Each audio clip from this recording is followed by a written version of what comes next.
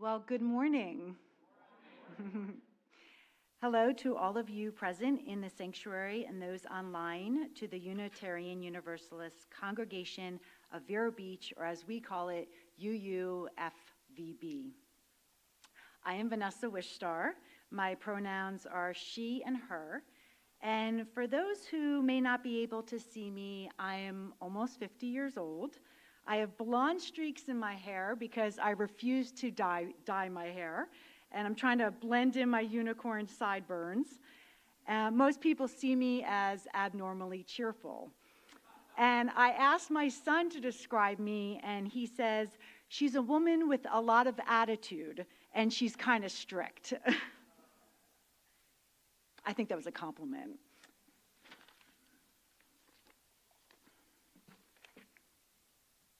So whether you're young or old, gay or straight, or identify in another manner, whether you're on top of the world or perhaps burdened with the worries of the world, whether you are gathered here with us or joining us via technology from somewhere out there in cyberspace, we embrace you just as you come to us. We are a caring, liberal, religious community, encourage spiritual growth, and seek justice for all. And I don't know about you, but for me, UUism means what I see in you lives in me. And what lives in me, I see in you. And that's what I love about UUism. It's that we're all different, but not separate. So if you're visiting for the first time, we warmly welcome you and invite you to join us for coffee hour after the service. Just follow the crowd to the fellowship hall, and we ask that you take a red mug so that we may identify you as our guest and can give you a warm UU welcome. And as a reminder, please silence your phones. And now, Diane Ozeki, our UUFVB president, hopefully I said that right, will come up to share some thoughts with us.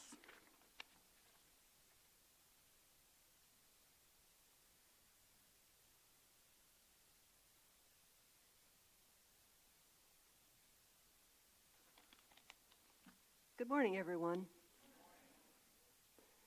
My name is Diane Ozeki. Very good. I am the president of the UUFVB Board of Trustees. The Finance Committee asked me to announce that your 2025 donation statement is available in the lobby. Many of you, I see, have already picked it up. This is for the tax year of 2025. For people who are not here, who did not pick it up this morning, it will be put in the mail this week. The Stewardship Campaign asked me to tell you that the pledge packet is available in the lobby too. John Maher and Eileen Hanley are heading up that effort to hand them out along with the donation statements. Also, pledge packets that are not picked up today will be mailed out this week. For longtime members, this process will be familiar. For new members, please ask questions. Who are you going to ask questions to? Well, people here in the congregation, I'm not sure who is all here this morning, it's kind of cold out there, but our treasurer, Susan Ashton, I think she's upstairs. Susan, if you could come a little bit closer so that people can recognize your face. There we go. That's Susan. Kathy Casa. Kathy is the chair of the Finance Committee.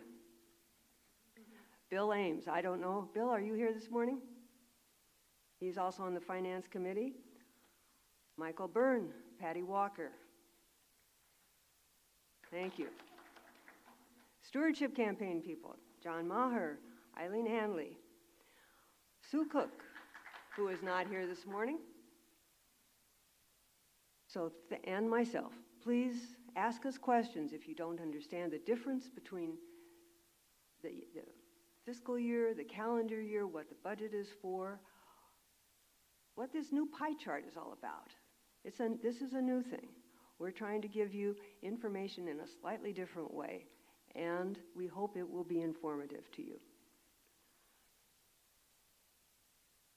2 weeks ago, on January 18th, Reverend Dr. Roger Ray gave us a wonderful, wonderful sermon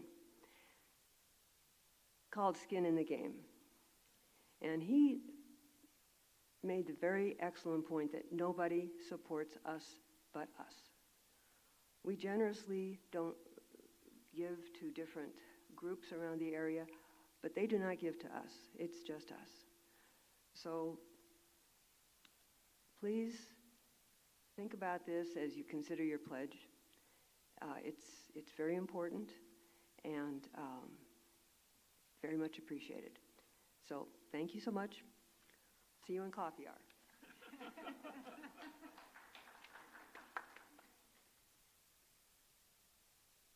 So now this is the time that we greet one another. Please look around and notice who is here. You'll see friendly faces or maybe even a new friend in the making. We now invite you to reach out and greet one another. Please extend a UU welcome to those beyond your known circle.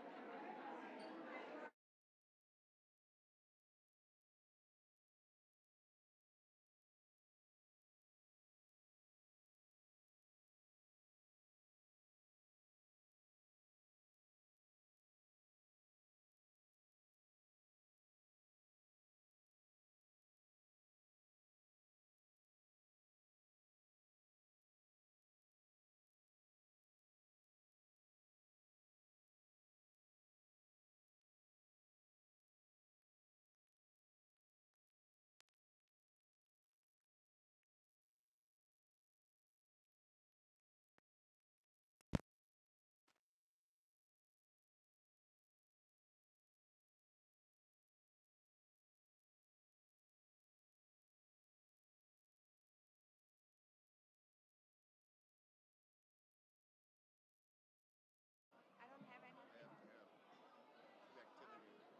Next time we come prepared. Turn it off though. They ding that bell a lot.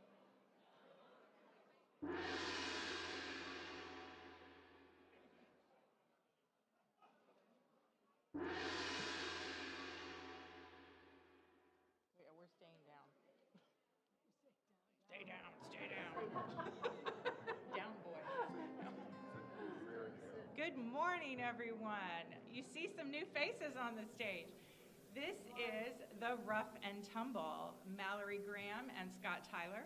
They are a folk band. They did a concert at my house last night, a lot of fun. And they're going to be performing 2 songs with the choir today. We're backing them up, basically. And if you want to chat with them after the service, they're going to have a table out in the lobby.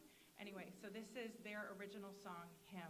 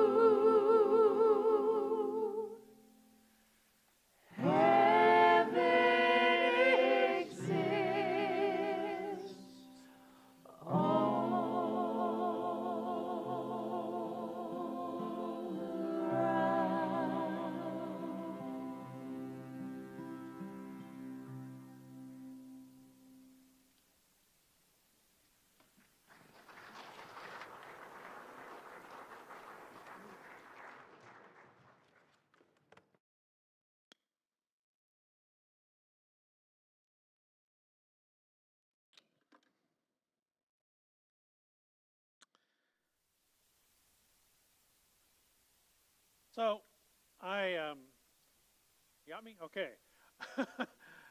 I lit the chalice, but I wanted to let you know that we're going to say some words this morning, but you'll notice they're a little different than what's in your order of service.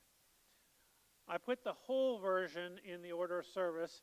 I just felt like there was a lot of words for y'all to have to say this morning. So we're going to say a shortened version of what you see as we acknowledge our chalice being lit this morning. So join me. We gather here as individual people, theist, atheist, agnostic. We gather here as a community of people who are more than categories. We give thanks for this extraordinary blessing, the gathering together of unique individuals as a one whole, one body, our fellowship. Thank you.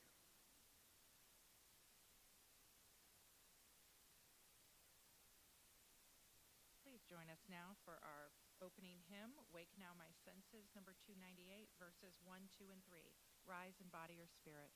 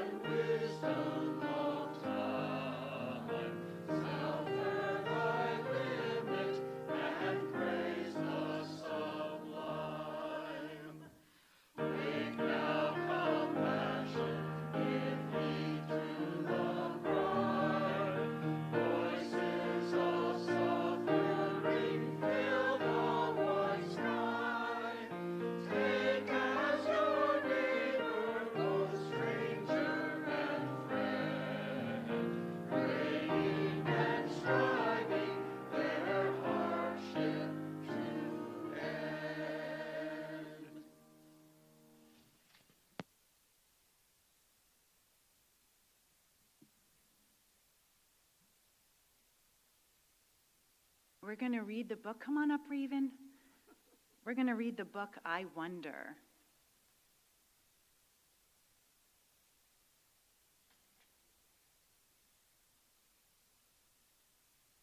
Step up on this or you? Okay, ready? We've been practicing. Are you going to be Eva? Okay. Eva loves to look for the moon. It follows her from place to place, disappearing behind trees and mountains, and then appearing again someplace new. Look, Mama, it's here. Yeah, the moon looks so beautiful in the sky. How do you think it follows us, Eva? Eva thinks about it, but she just can't figure it out.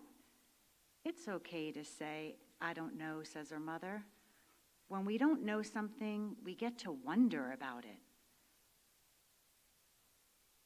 The moon and the earth are friends. Her mother smiles. I like that idea. But, Mama, how does the moon really stay close to us? There's an invisible force called gravity that pulls all the things in the universe together. Gravity keeps the moon close to the earth, and it keeps the planets close to the sun, too. They circle around like this. Eva understands a little better, but then she starts to wonder. Mama, where does gravity come from? That's a hard one. I don't know, Eva. Nobody really knows for sure. And when no one knows the answer to something, it's called a mystery. A mystery is something for everyone to wonder about together. How fun. Eva imagines herself wondering about the gravity together with all the people in the world. Eva watches the moon disappear behind the clouds as she walks, excited to see where it will appear next. How many grains of sand in the whole world now? I wonder about that too. There are trillions and trillions of grains of sand, but nobody knows exactly how many. Eva tries to think about all the sand in the whole wide world. It feels so big. I can't fit it all in my imagination. It makes me feel dizzy, like I'm falling. Wow, I know what you mean. And I'm sure other people feel that way too. Eva walks down another path, looking for the moon, and little orange butterflies appear. Then she notices that there are butterflies everywhere. Mama, where did all these butterflies come from? These butterflies have been flying around for a few days, but they started out as little caterpillars, and those caterpillars came from eggs, and those eggs came from other butterflies. There are cycles all around us, with one thing ending and another thing beginning. Things are always changing. Can you think of other things that change? Clouds and frogs and me. And you, that's right. Later, Eva wonders, Mama, what is there before all the butterflies and frogs and clouds, before everything? I don't know. It's another mystery. I like trying to imagine what was here before the beginning of everything. What do you think was here? I don't know. She thinks about it for a long time, and then she has an idea. I wonder if there were feelings. There were feelings. As she walks home, Eva sees the moon again, glowing brightly above the roof of her house. Let's go inside and look for the moon through the window. We live with some big mysteries. When we come upon one, we're given a little gift. Every mystery is something for all of us to wonder about. What do you wonder about? And I just want to say there's an author note which I really, really loved. And the author's note says, I believe that one of the most important gifts we can give our children is the confidence to say, I don't know. It's the foundation from which we begin our investigation of the world, asking questions, taking the necessary time to understand the answers, and searching for new answers when the ones we have in hand don't seem to work.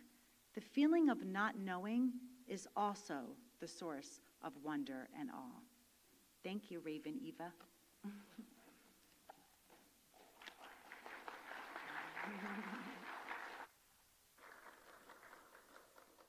Let's sing our children out to their classes.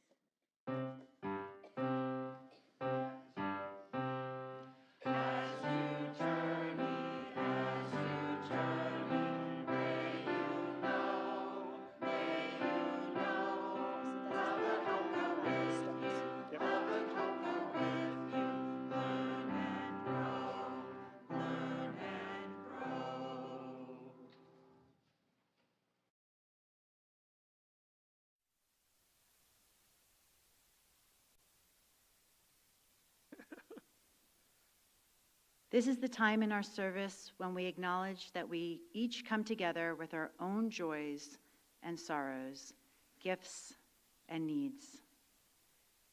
Before us is water, the very sustenance of life.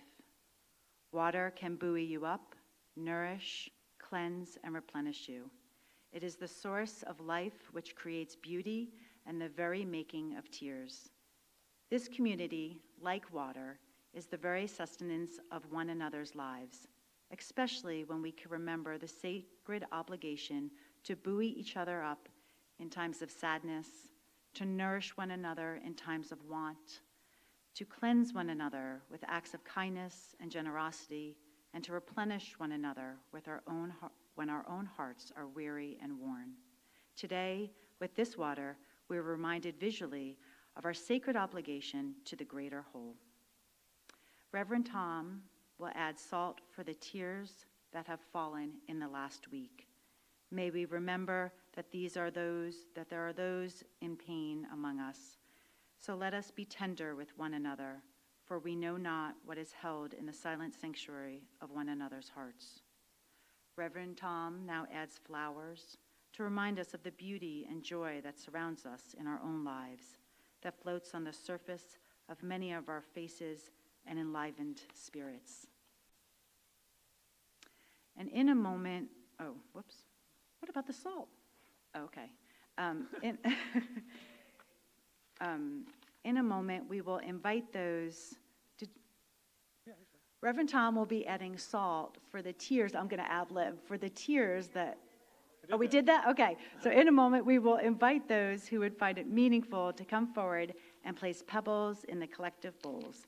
And if you'd like Reverend Tom to add a stone for you, please raise your hand at this time.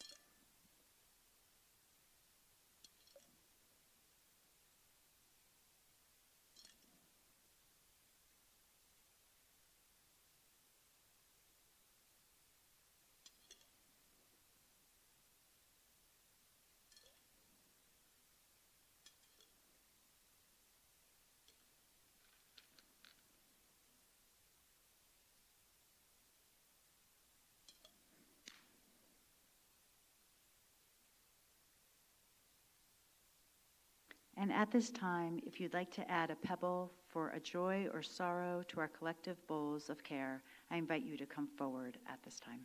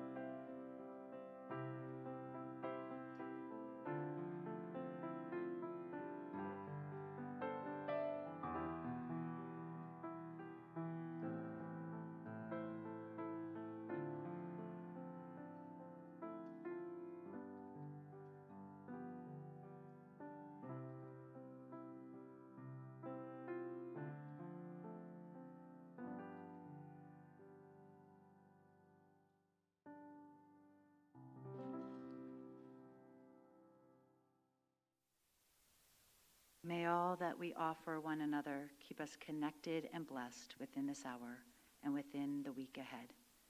May it be so. Amen. So now we share our resources. And this is the time in our service where we express our gratitude and commitment by sharing our financial resources. To contribute to the fellowship, place your offering in an envelope found in the back of the pew, or donate to UUFVB by clicking on the QR code on your phone. They make it so easy. On most Sundays, our offering is shared with worthy local organizations that assist the underserved. But on the first Sunday of the month, all the offering goes to support the good, vital work we do here at the fellowship. Like social justice groups working hard for reproductive justice, anti-racism, to support the local LGBTQ+ community, or to provide quality worship, adult and children's enrichment and education, which I'm so thankful for, I just need to say, to provide community events like storytelling, potlucks, and coffee hour, which my son is very thankful for, the coffee hour, to provide, he's the one stealing all the eggs, by the way, to provide programming for the community, music, speakers, art. As now we receive the offering, let's do generously and gratefully. Feel abundant. Thank you.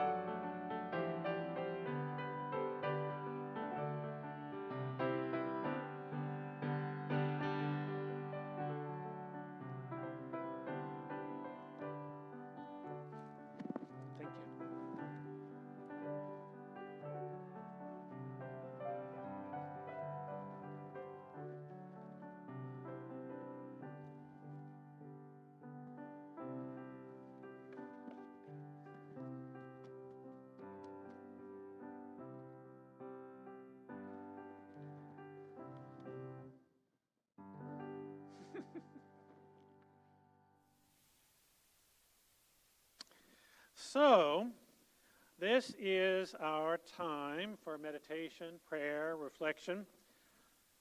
It's going to be a little different today, okay? I still think of it as a prayer, though, and just bear with me as we do this. So what I'd like for us to do is to embody our relationships, our connections as human beings, as a community in this space today. So if you wish to participate in this exercise, in this prayer, I invite you to pair off with somebody. Preferably somebody you don't know a lot, but I mean, it would be good to be somebody that you not married to or something, you know.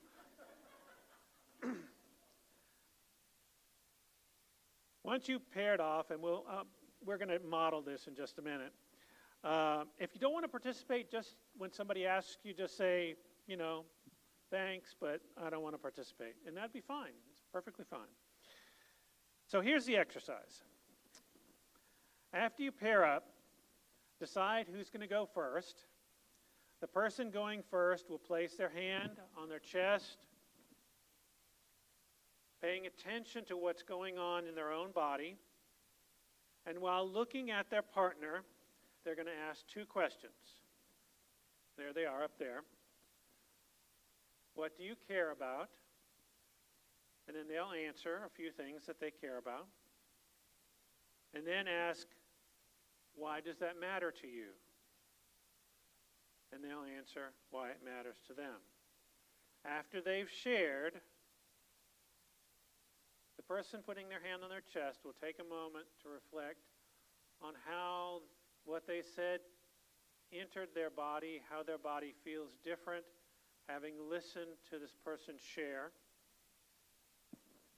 And they'll say to that person, this is what I experienced in my body as you shared. And then you'll switch. Each person's going to have a couple of minutes to share.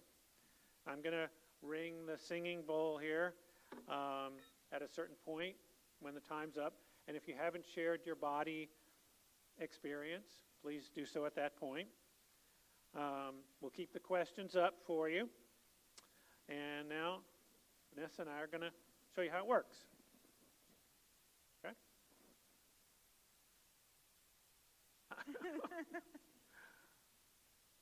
Okay. What do you care about? I had to think about this one because it was so loaded, and I have a lot of things I care about. I really care about my UU community. That's really, really valuable. Why does that matter to you? It matters to me because I came from a very tight-knit community in Alaska, of where I live seasonally, and I realized, being super remote, the importance of community and the value and how enormous it is when you're so remote. So when I came here, which is not remote, I realized of how hugely impactful and moving that and necessary that was to me. So glad I found it here. In my body,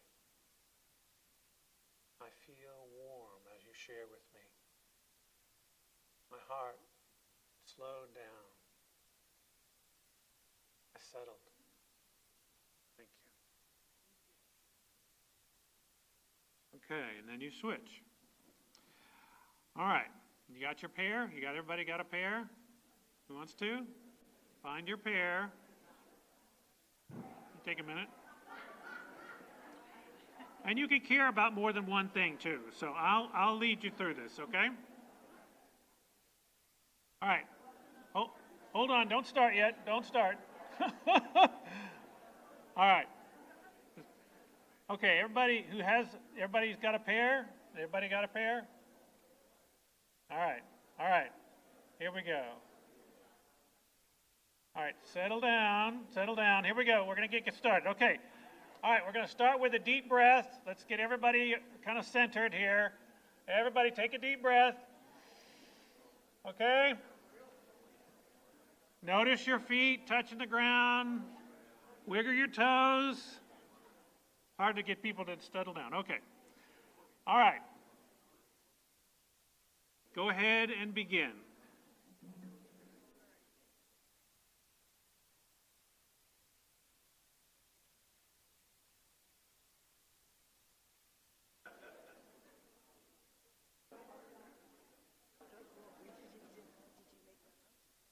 Yes.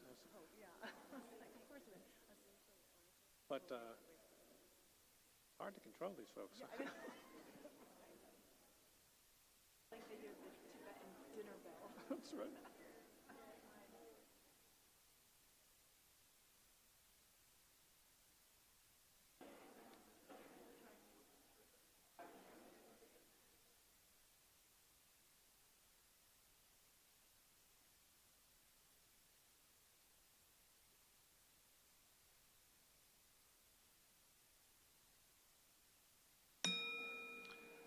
If you haven't talked about your body, go ahead and do so now, and then switch.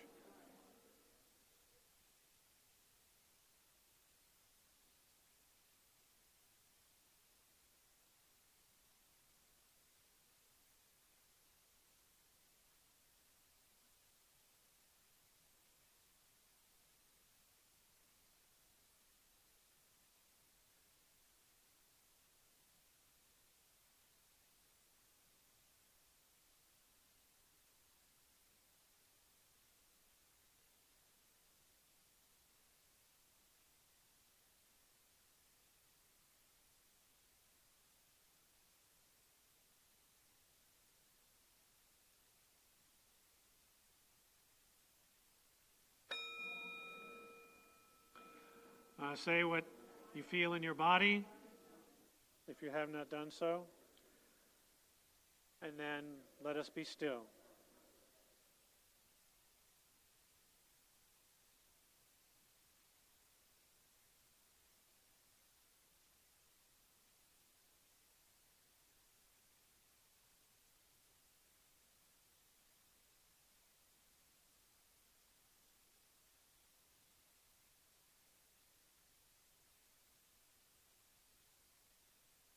My friends,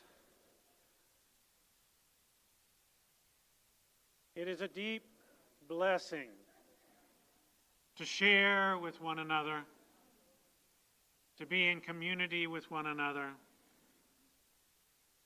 to feel this connection with one another. May this blessing carry us forward in the week ahead.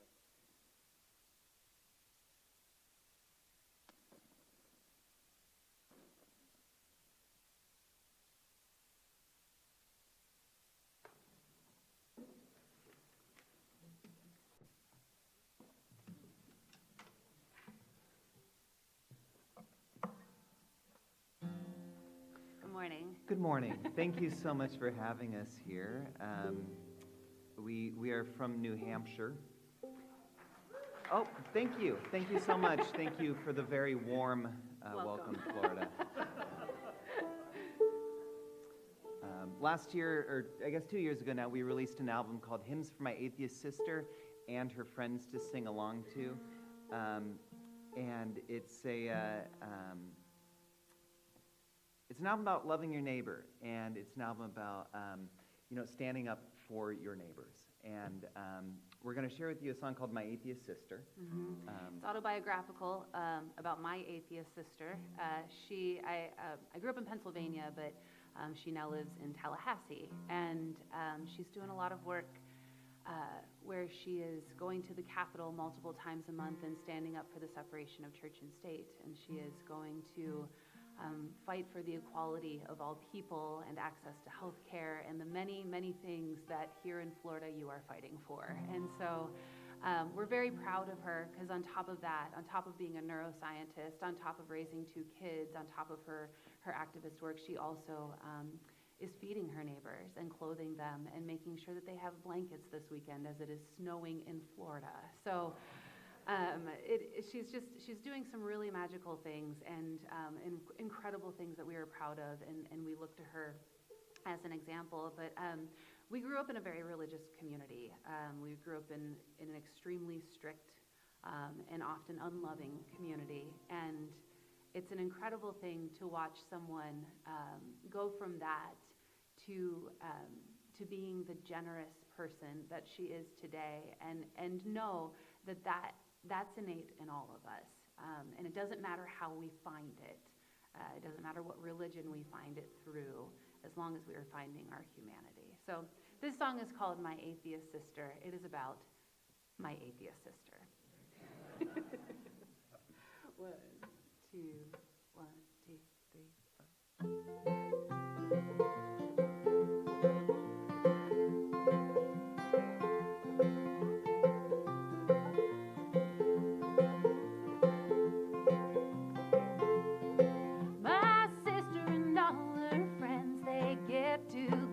On the weekends, they drink some wine and sing some hymns they know by heart but don't believe in, and they socks and clean water and granola bars and paper bags, and hand them out to the unhoused, my atheist sister and all of her friends.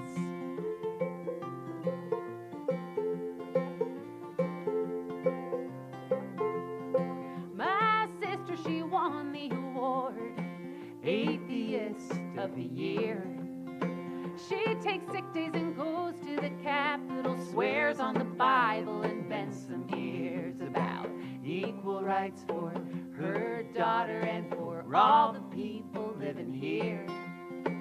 I've never believed in her more than when she won the award, Atheist of the Year.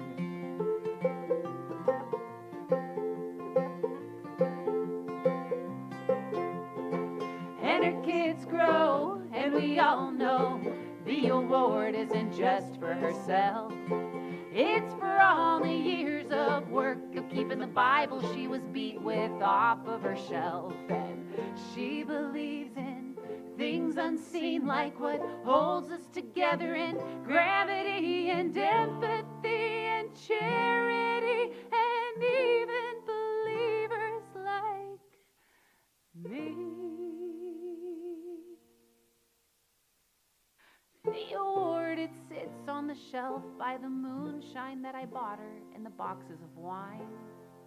Next to it sits the upright piano where she plays the doxology late in the night. When you're scared and full of doubt, and for your sins God cast you out, who will love you without fear, and atheist in riot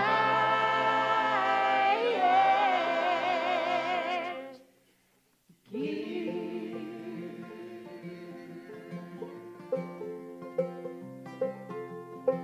My sister and all her friends, they get together on the weekends. They drink some wine and sing some hymns they know by heart but don't believe in, because belief is a funny thing. It don't much matter what you think, but only about what you bring and the harmony you choose to sing. So here's a song to sing with them, my atheist sister and all of her friends.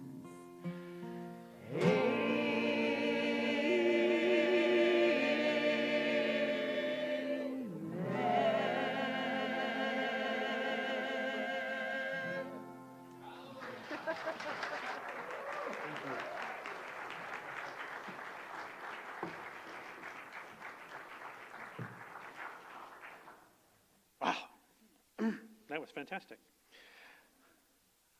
Some of you may know Jennifer Pippin. She was a member of Moms for Liberty, although I heard she quit and formed a new organization. So if you hear of Family First Indian River County, that's her. I met with her, and I talked with you all about this several months ago, and she shared with me that she was taught in her church that atheists were devil worshippers. And while in our discussion I disabused her of that idea, I got a little curious. Why would people teach or preach that belief? Well, I thought, well, what is devil worship anyway? Generally, devil worship venerates Satan or the devil, a figure in the Christian tradition, and encompasses diverse beliefs, from a theistic reverence for Satan as a deity, to Satan serving as a symbol of rebellion and individualism. Now, I know a lot of atheists. You know, there are a lot of those in Unitarian Universalist circles. None of them hold supernatural or Christological beliefs. Thus, they're not devil worshippers. They don't venerate a supernatural figure from the Christian tradition.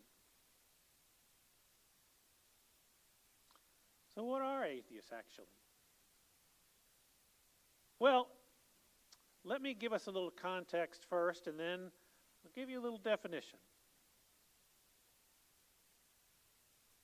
What is a theist? A theist is a person who believes that there is a divinity, a something supernatural, a god, gods, goddess, universal connecting energy, higher power. And an agnostic, some of you may know, is unsure if there is any divinity as represented by God or gods or goddess or higher power. So let me get to what an atheist is. And I went to the American Atheists website. Atheism is not an affirmative belief that there is no God, nor does it answer any other questions about what one believes. It is simply a rejection of the assertion that there are gods. Atheism is too often defined incorrectly as a belief system. To be clear, atheism is not a disbelief in gods or a denial of gods. It is a lack of belief in gods. Let me say that once more time. Atheism is not a disbelief in gods or a denial of gods. It is a lack of belief in gods. Atheist Stephen F. Roberts said to a Christian once, "I contend we're all atheists. I just believe in one fewer gods than you do."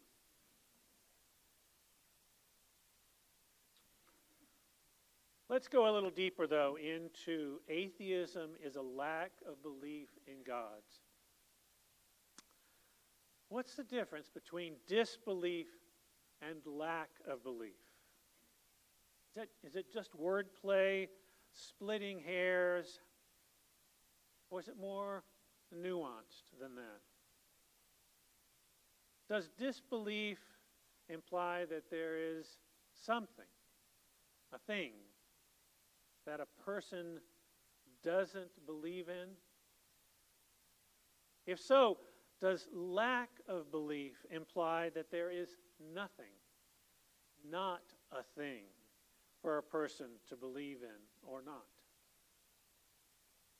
Because there is nothing there to either believe or disbelieve in.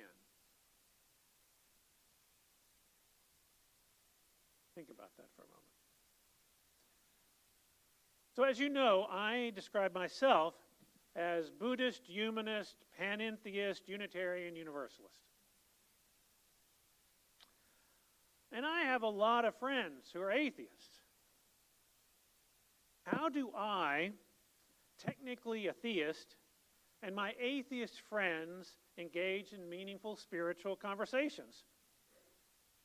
How do we talk about gravity or mystery or grains of sand or butterflies or the moon? Both of us might have a sense of awe and wonder about these.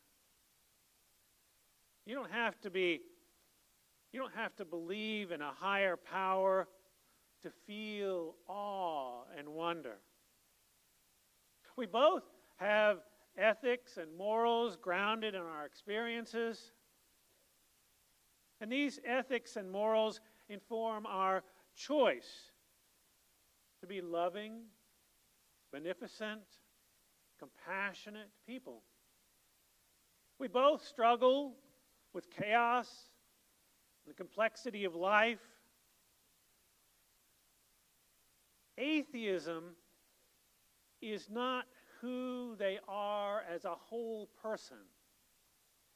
Atheism is just one part of their understanding of existence in this universe.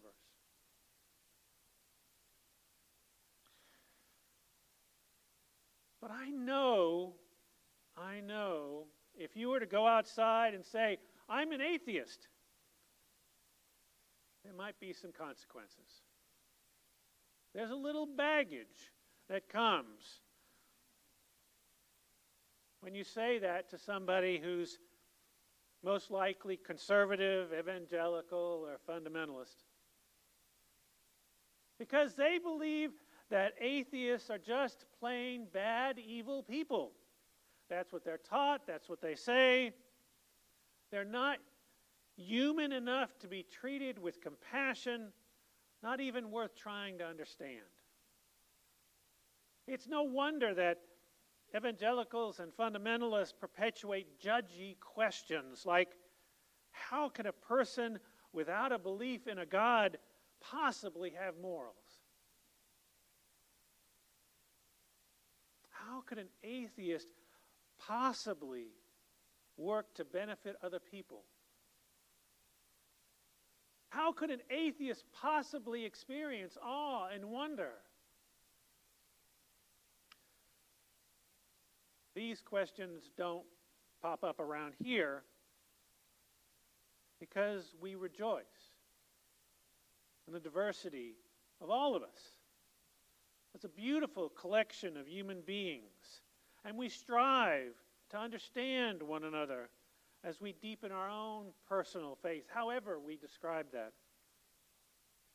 But these questions are in the cultural water here in our Western culture, and they create prejudice and bias. Who would want to risk telling somebody in a conservative population like, say, Vero Beach, that they're an atheist?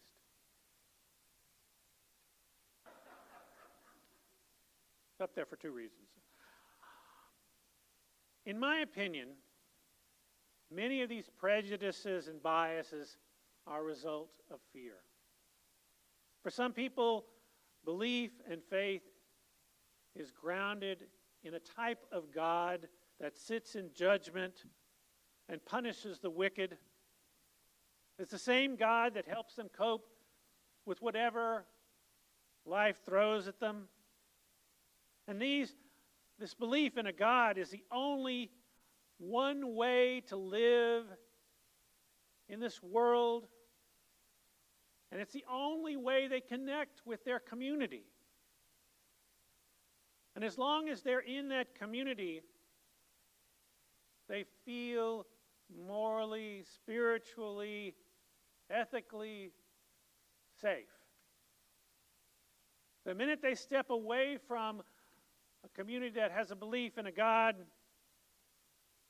they feel their mortal soul is in peril. Can you consider what that might feel like?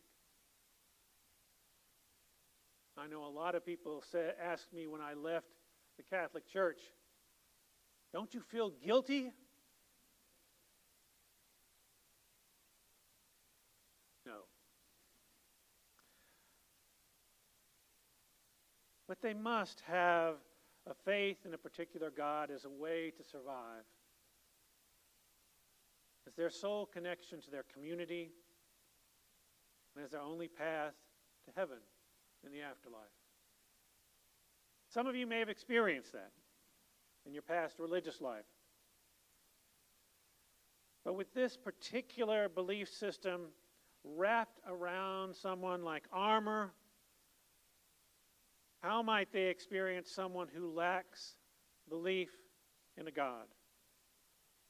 Perhaps an atheist might be completely outside of their understanding.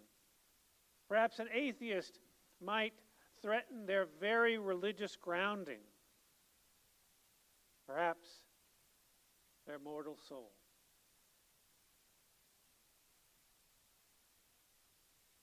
That's scary.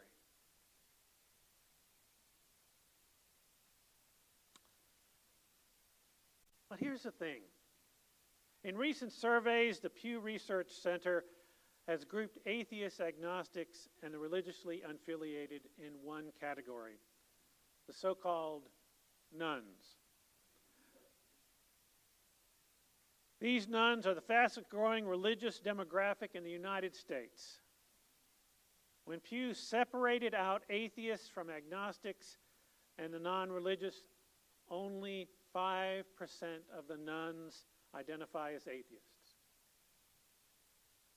But if you ask them about a belief in gods, 11% say they do not believe in gods. They're atheists. They're just not out yet.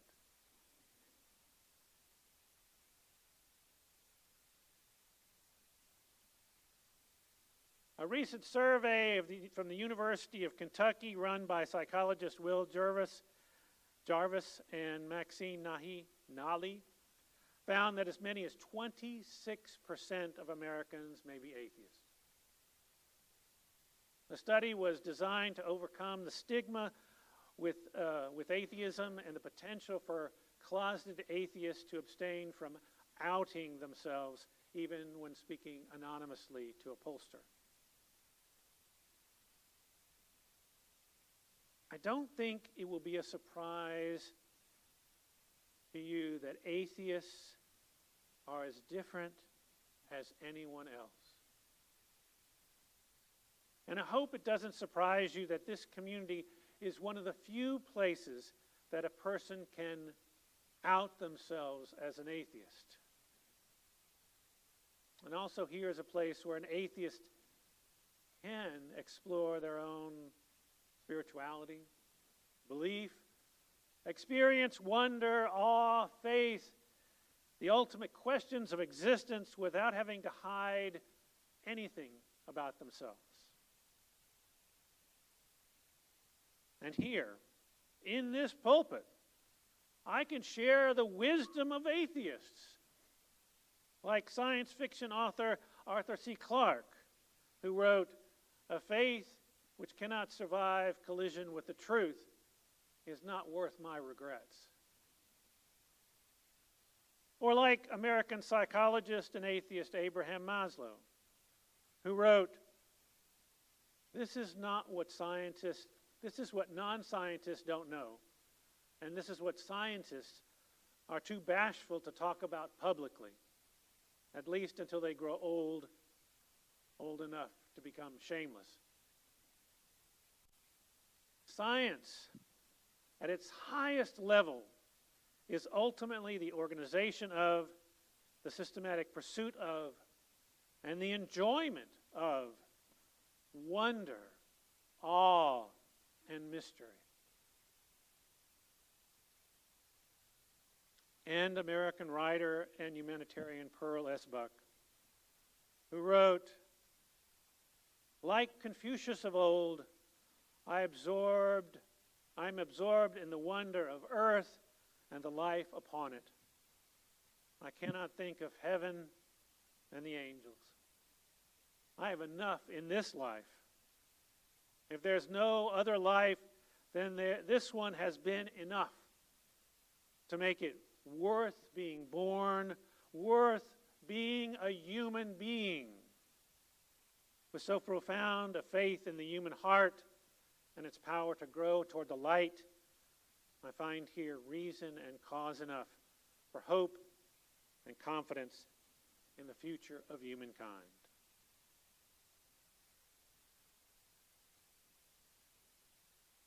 Here, my friends, as Unitarian Universalists, we are connected as diverse human beings, as open atheists, theists, agnostics, Christians, pagans, Buddhists, Muslims, Hindus, humanists, seekers, nuns, for that matter. Our relationships, not our beliefs, ground us, as you experienced during the prayer. These are what help us to cope with the world. We share a beloved community with one another. Here, without fear, we connect with one another. Here, in our diversity, we connect with one another. Here, with or without gods, we connect with one another. I grabbed a few lines from a meditation that Reverend Dr. Hope Johnson, Unitarian, wrote. She wrote this piece. It was really great. You should read it. It's called We Share One Love. So here are the closing words for this sermon. My friends, in this fellowship, we are a diverse group of profoundly kindred spirits. Here not by coincidence, but because we choose to journey together. We care deeply for one another. We live our love as best we can. We are one, creating this beautiful, beloved community together. Yes, my friends, we are one. We are one. Blessed be.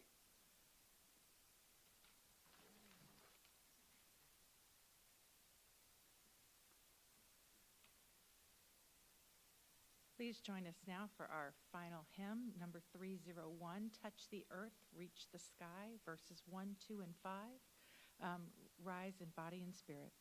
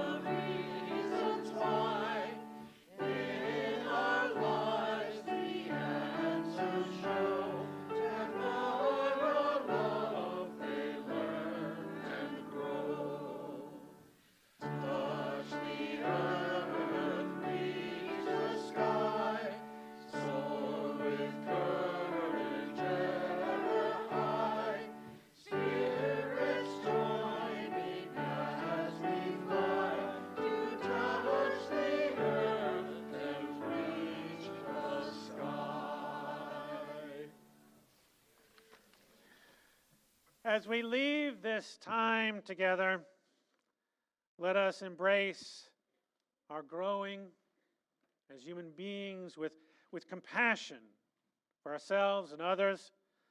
Let us feel the courage to answer our call from our heart. Let us affirm the beauty and wonder around us, even when things get rough. And may love always be at our center. Amen.